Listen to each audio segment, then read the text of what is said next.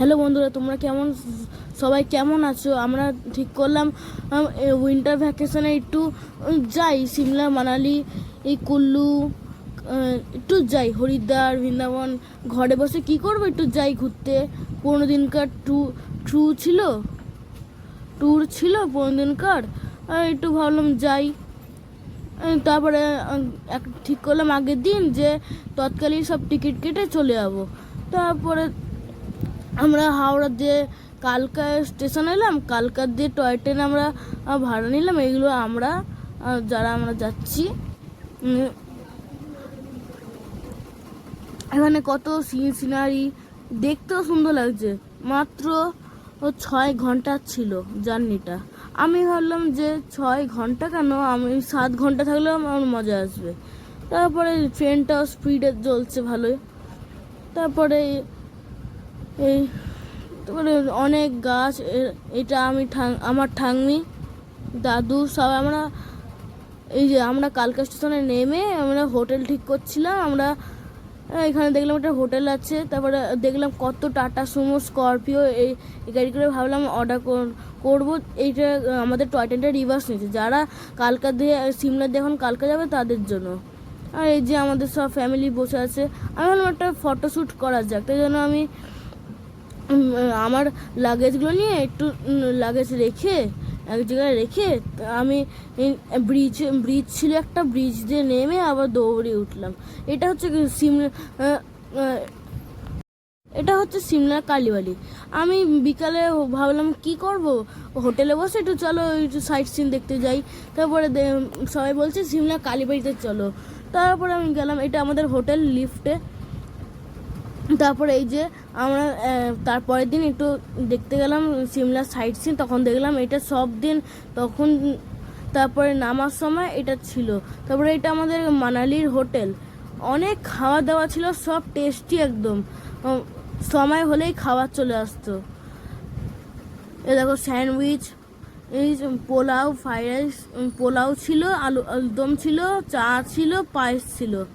আর যারা ননভেজ খাবে তারা খেতে পারে। দুপুরবেলা 2 রকম আইটেম ছিল, একটা ননভেজ একটা ভেজ, যাদের জন্য তারা খাবে। এটা মানালি এই অটল টানেলে গেছিলাম। কি বরফ, আর তেমনি ঠান্ডা, তেমনি গরম ঠান্ডা। আর কি বলবো, এত ঠান্ডা, আমি তো 2টো সোয়েটার পরেও তাতেও আমার ঠান্ডা লাগছে। এখানে কত বরফ, ভাবছি কখন খেলবো বরফ নিয়ে। গাড়িটা চলে যাচ্ছে, বলছি এখানে হবে না দাঁড়ানো, এখানে মেন রোড, এখানে দাঁড়ানো যাবে না। তারপর আমি বললাম ঠিক আছে, তখন জানো আমরা খেলতে পারি বরফ, এত দূর দিয়ে এসছি। তারপরে দেখছি যে নিয়ে যাবে, তো ভাবছি। তারপরে আমার বাবা বলছে হ্যাঁ, কেন নিয়ে যাবে না। তারপরে আস্তে আস্তে যাচ্ছি, এখানে নেমে গেছি আমাদের ট্রাভেলার দিয়ে। এবার উঠে চড়ে যাচ্ছি, হর্সে চড়ে আমরা যাচ্ছি। যেতে যেতে তারপর দেখছি এই অনেক বরফ। তারপরে এখানে অনেক কিছু খাওয়ার মতন অনেক ছিল। তারপরে আমরা খেয়ে দিয়ে আমরা মানে বরফ নিয়ে খেলতে গেলাম। তারপরে বললো, তারপরে আমরা একটু ফটো শ্যুট করলাম, ভিডিও বানালাম। তারপরে আমাদেরকে নামিয়ে বললো এখান দিয়ে একটু হেঁটে যেতে হবে। তারপরে ওই যে একটা ওই উঁচু বরফ যে রাখা আছে পাহাড়ের উপরে, অত দূর আমরা গেছিলাম। তারপরে এটা হচ্ছে হরিদ্বারের নাকি এটা সবথেকে গরম জল থাকে যেন এটার মধ্যে। এই যে হরিদ্বারের গরম জল, এইটা নাকি বহুত গরম থাকে। এটা নাকি এটা আবার হরিদ্বারের বৃন্দাবনে প্রেম মন্দিরে কি ভিড় বাপরে। তাও আমরা 9টার সময় গেছিলাম, বলছিলাম বন্ধ হয়ে যাবে 10টার সময়। তাহলে আমরা তাড়াহুড়ো, তাতেও ভিড় ছিল। তারপরে আমরা বললাম, তারপর সিকিউরিটি গার্ড ছিল, তারপর বললো যে তাড়াতাড়ি চলো। তারপরে আমরা চলে এলাম, 8 ঘন্টার মধ্যে দেখা হয়ে গেল। কি সুন্দর প্রেম মন্দিরটা, অনেক ঠাকুর আছে। মেন তো রাধাকৃষ্ণ। এটা হচ্ছে দিল্লির তাজমহল। এটা তাজমহলের গেটটা। এটাই আমরা ঢুকবো এখন তাজমহলের গেটটা। এখানে দেখছি কি সুন্দর জায়গা, বাপরে। এই যে তাজমহলে আমরা সাইডে এসে দেখাবো,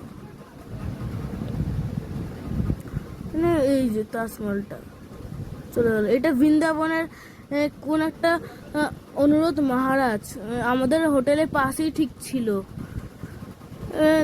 শুনছিলাম কি বলছিল, তারপর তারপরে শুনতেও ভালো লাগছিল, প্লাস আবার আমরা এসছি শুনবো না, শুনছিলাম। তারপরে অনেক এর নাকি ইউটিউবেও ভিডিও ছাড়ে, আবার নাকি টিভিতেও আসে নাকি। আমি আমি তো কোনোদিন দেখিনি, তাই জন্য এখানে এসেছিলাম। এই যে আমি, এইটা হচ্ছে হরিদ্বারের বৈষ্ণবী মন্দির। আমি দেখতে খুব সুন্দর হয়েছিল, আর এই ভিডিওতে বলতে পারলাম না। বাই।